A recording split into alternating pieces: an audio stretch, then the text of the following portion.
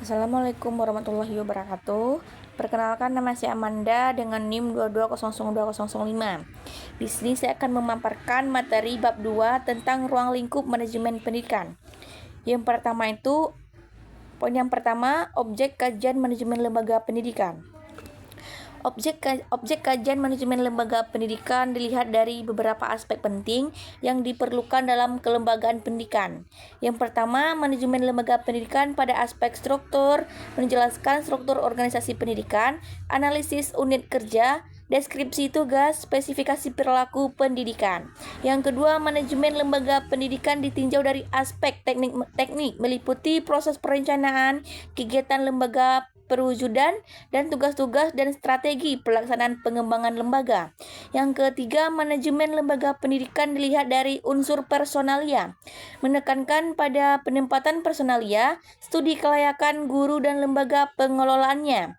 Yang keempat, manajemen lembaga pendidikan ditinjau dari aspek informasi, yaitu meliputi sistem informasi lembaga pendidikan, sistem kontrol internal dan eksternal lembaga pengawasan dan kepegawaian. Yang keempat, manajemen lembaga pendidikan dilihat pada aspek lingkungan masyarakat, meliputi peran masyarakat dalam pengembangan lembaga, hubungan lembaga pendidikan dan masyarakat. Yang kelima, manajemen lembaga pendidikan pada aspek keterampilan manajerial berhubungan dengan profesionalitas kerja pelaku pendidikan, keterampilan pemimpin dalam rancangan konsep, keterampilan manusiawi, dan keterampilan teknik beserta keterampilan proyeksi masa depan lembaga dan output lembaga. Yang terakhir, manajemen lembaga pendidikan ditinjau dari aspek pengembangan sumber daya manusia, terdiri dari pendidikan dan pelatihan manajerial kelembagaan kependidikan, mutu pimpinan berdasarkan kriteria AD dan ART, yaitu pengelolaan supervisi dan tipe instruksi pimpinan lembaga yang berkaitan dengan intelektualitas perilaku pendidikan baik secara struktural maupun kultural. Selanjutnya, poin yang kedua tentang bidang garapan manajemen pendidikan. Tinjauan manajemen pendidikan dilihat dari bidang garapannya, bertitik tolak pada aktivitas. Bisa disebut juga di sini dapur inti, yaitu program pembelajaran di kelas. Setidaknya ada 8 bidang garapan manajemen. Yang pertama, manajemen peserta didik.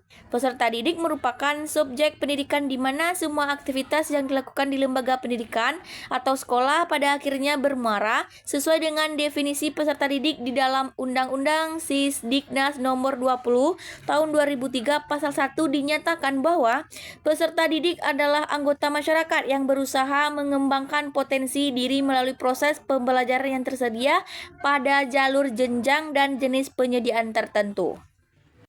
Manajemen peserta didik merupakan sebagian kegiatan manajemen pendidikan yang berhubungan dengan peserta didik yang berupa pengelolaan peserta didik atau data tentang peserta didik dimulai sejak peserta akan masuk satu lembaga pendidikan hingga keluar dalam arti selesai studi atau lulus atau alasan yang lainnya.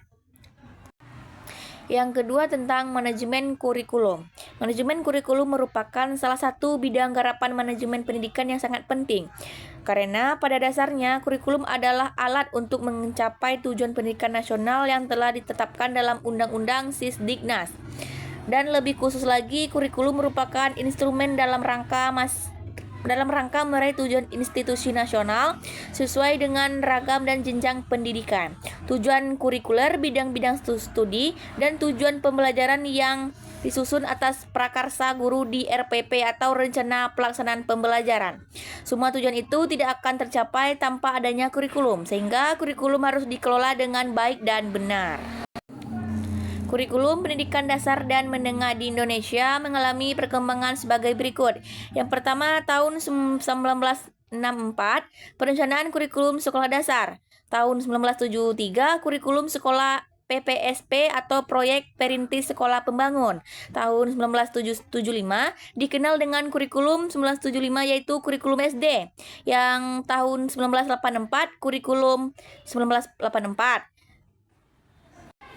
Dan tahun 1994 kurikulum 1994, tahun 1997 revisi kurikulum 1997, tahun 2004 rintisan KBK yaitu kurikulum berbasis kompetensi, tahun 2006 kurikulum tingkat satuan pendidikan atau KTSP, dan tahun 2013 kurikulum 2013 yang dimulai diimplementasikan pada tahun ajaran 2013 sampai 2014. Selanjutnya, manajemen personalia. Istilah manajemen personalia dimaknai sebagai suatu ilmu yang mempelajari cara bagaimana memberikan fasilitas untuk perkembangan pegawai dan rasa partisipasi pegawai dalam suatu unit kegiatan. Sedangkan manajemen personalia yang dimaksudnya dalam pembahasan ini adalah manajemen pendidik dan tenaga kependidikan sebagai penyelenggara program pendidikan di sekolah. Dalam Undang-Undang Nomor 20 Tahun 2003 tentang Sistem Pendidikan Nasional pasal 39 dijelaskan bahwa tenaga kependidikan bertugas melaksanakan administrasi, pengelolaan, pengembangan, pengawasan, dan pelayanan teknis untuk menunjukkan proses pendidikan pada satuan pendidikan. Selanjutnya ada beberapa prinsip-prinsip profesionalitas profesionalitas guru, yaitu yang pertama memiliki bakat, minat, panggilan jiwa, dan idealisme. Yang kedua memiliki komitmen untuk meningkatkan mutu pendidikan, keimanan, ketakwaan, dan akhlak mulia. Yang ketiga memiliki kualitas akademik dan latar belakang pendidikan sesuai dengan bidang tugas. Yang keempat memiliki kompetensi yang diperlukan sesuai dengan bidang tugas. Yang kelima memiliki tanggung jawab atas pelaksanaan tugas keprofesionalisasiannya. Yang keenam memperoleh penghasilan yang ditentukan sesuai dengan prestasi kerja. Yang ketujuh memiliki kesempatan untuk mengembangkan profesionalannya secara berkelanjutan dengan belajar sepanjang hayat. Yang kedelapan memiliki jaminan perlindungan hukum dalam melaksanakan tugas keprofesionalannya. Yang keterakhir memiliki organisasi profesi yang mempunyai kewenangan mengatur hal-hal yang berkaitan dengan tugas keprofesionalannya guru. Selanjutnya poin yang keempat tentang manajemen sarana dan prasarana, yaitu pengertian manajemen sarana dan prasarana. Pada dasarnya, manajemen sarana dan prasarana pendidikan terdiri dari dua unsur, yaitu sarana dan prasarana. Menurut Mulyasa, sarana pendidikan adalah peralatan dan perlengkapan yang secara langsung digunakan dan menunjang proses pendidikan, khususnya proses pembelajaran seperti papan tulis, spidol, penghapus atau tulis dan alat tulis, buku, media pengajaran. Sedangkan yang dimaksud dengan prasarana pendidikan adalah fasilitas yang secara tidak langsung menunjang jalannya suatu proses pendidikan atau pengajaran di suatu lembaga pendidikan seperti gedung, ruang kelas, halaman, kebun sekolah, jalan menuju sekolah, dan sebagainya. Namun, apabila prasarana tersebut digunakan secara langsung untuk kegiatan pembelajaran, misalnya kebun sekolah digunakan untuk kegiatan belajar biologi, maka kebun sekolah menjadi sarana pendidikan. Manajemen sarana dan prasarana merupakan suatu kegiatan untuk mengatur dan mengelola sarana dan prasarana pendidikan secara efektif dan efisien dalam rangka pencapaian tujuan yang telah ditetapkan. Dengan demikian, manajemen sarana dan prasarana adalah proses kerjasama pendayagunaan semua sarana dan prasarana pendidikan yang dimiliki oleh sekolah secara efektif dan efisien. Tugas manajemen sarana dan prasarana yaitu mengatur dan menjaga sarana dan prasarana pendidikan agar dapat memberikan kontribusi secara optimal dan berarti dalam suatu penelitian. Selanjutnya, poin yang kelima tentang manajemen pembiayaan pendidikan. Pembiayaan pendidikan merupakan unsur yang sangat penting bagi penyelenggaraan pendidikan, sehingga proses pendidikan tidak dapat terlaksana dengan baik tanpa ditopang biaya.